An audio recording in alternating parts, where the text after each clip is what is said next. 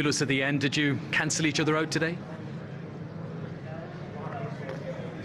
I don't know what you mean. What do you mean by that? Two teams very evenly balanced today? Do you think so? Well, I'm asking you.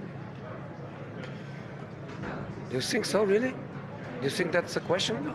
I'm asking because you were smiling with him at the end. Was it an acknowledgement that you'd balanced each smiling other because out? he's my friend. No, I was not speaking about the game. Do you think the game was like No, that? I was asking because you were smiling with him.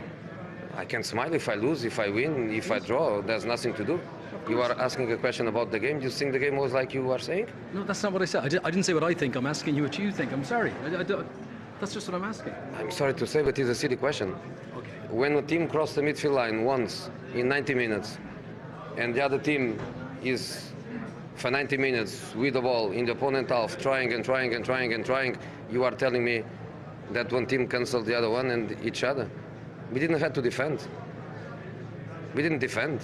We had the ball all the time, and David De Gea was sleeping, and because he was sleeping, he made that funny thing. I was laughing with that funny thing because it's the only way to react to that.